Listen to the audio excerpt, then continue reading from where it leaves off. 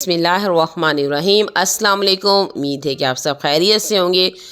अल्लाह तबारक ताला आप सबको हमेशा खुश रखे, आबाद रखे। मुहर्रम का महीना इस्लामी साल का पहला महीना है। इसमें एक ऐसा वाक़या रनुमा हुआ जो इस्लामी तारीख़ का ना ख़त्म होने वाला साहनिया है। अब मैं आपको मुहर्रम में हज़रत हुसैन रज़ी अल्लाह ताला अन्हु की शहादत के बारे में बताऊंगी कि कैसे हुई और ये कैसा सानिया है। इसके बारे में हमें और हमारे बच्चों को तफसीलन मालूम होना चाहिए कि शहादत हुसैन क्या है, करबला क्या है। उस्मान रज़ी अल्लाह ताला अन्हु की शहादत से फितनों का एक गैर मुनक़ता सिलसिला शुरू हो जाता है। इसमें मुनाफिकीन की साजिशें, भूले भाले मुसलमानों के जज्बात से खेलने के वाक़यात पेश आते हैं। खिलाफत का सिलसिला जब हज़रत माविया रज़ी अल्लाह ताला अन्हु पर पहुँचता है तो हुकूमत में खिलाफ़े राशिदा का वो मिसाली रंग नहीं रहता जो खुलफ़ाए राशिदीन की हुकूमत को हासिल था। हज़रत माविया रज़ी अल्लाह ताला अन्हु को मशवरा दिया जाता है कि ज़माना सख्त फितने का है, आप अपने बाद के लिए कोई ऐसा इंतज़ाम करें कि मुसलमानों पर तलवार ना निकले, खिलाफत इस्लामियत पारा पारा होने से बच जाए। लेकिन इसके साथ ही आपके बेटे यजीद का नाम माँ बाद खिलाफत के लिए पेश किया जाता है। कूफा से 40 मुसलमान आते हैं या भेजे जाते हैं कि हज़रत माविया रज़ी अल्लाह ताला अन्हु से इसकी दरख्वास्त करें कि आपके बाद आपके बेटे यजीद से ज़्यादा कोई काबिल और मुल्की सियासत का माहिर नज़र नहीं आता, इसके लिए बैत खिलाफत की जाए। हज़रत माविया रज़ी अल्लाह ताला अन्हु को शुरू में तातुल भी होता है कि अपने मखसूसीन से मशवरा करते हैं, इनमें इख्तलाफ होता है। उस वक्त यजीद का फसक और फजूर भी उस वक्त तक खुला नहीं था। बिला आखिर बैत यजीद का कसद या इरादा कर लिया जाता है।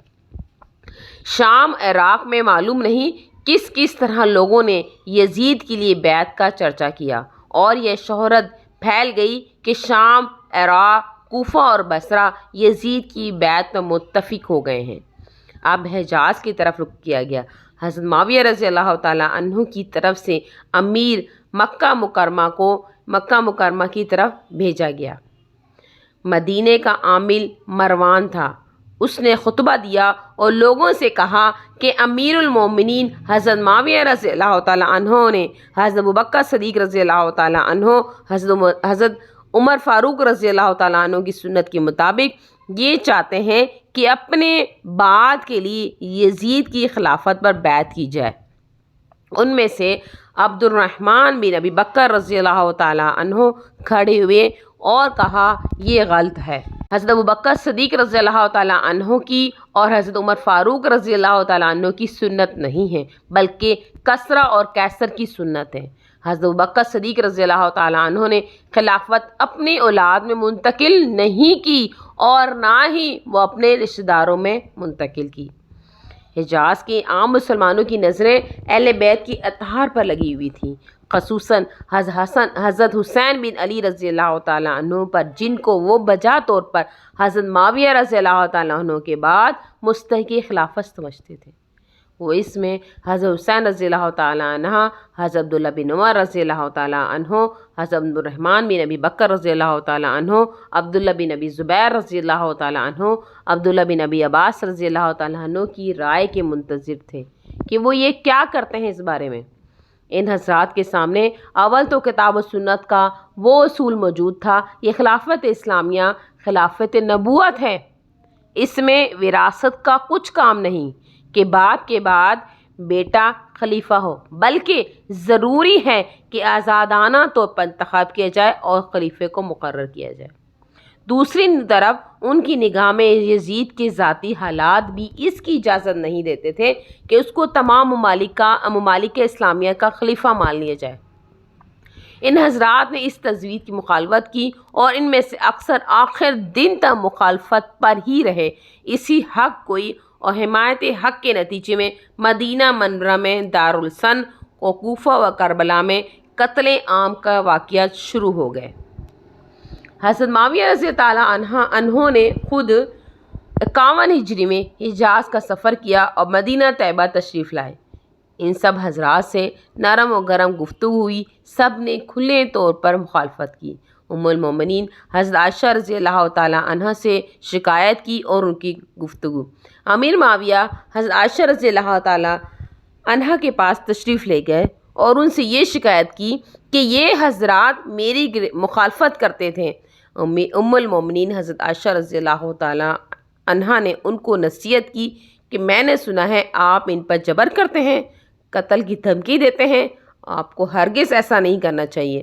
حضرت معاویہ رضی اللہ تعالیٰ عنہ نے فرمایا یہ غلط ہے، وہ حضرات میرے نزدیک واجب الاحترام ہیں، میں ایسا نہیں کر سکتا، لیکن بات یہ ہے کہ شام، عراق اور عام اسلامی شہروں کے باشندے یزید کی بیعت پر متفق ہو چکے ہیں، بیعت خلافت مکمل ہو چکی ہے، اب یہ حضرات چند حضرات مخالفت کر رہے ہیں۔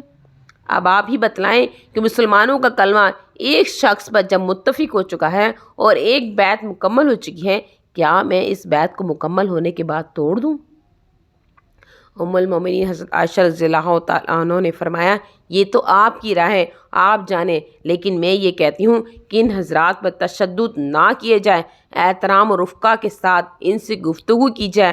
حضرت معاویہ رضی اللہ تعالیٰ عنہ نے ان سے وعدہ کیا کہ میں ایسا نہیں کروں گا، مطلب میں ایسا ہی کروں گا جیسے آپ چاہتی ہیں۔ ابن کثیر کی روایت ہے۔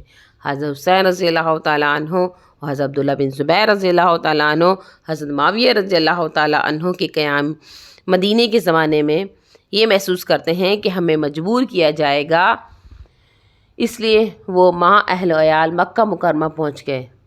حضرت عبداللہ بن عمر رضی اللہ تعالیٰ عنہ اور عبد الرحمن بن ابی بکر رضی اللہ تعالیٰ عنہ حج کے لیے مکہ تشریف لے گئے۔ وآخر دعوانا ان الحمد للہ رب العالمین۔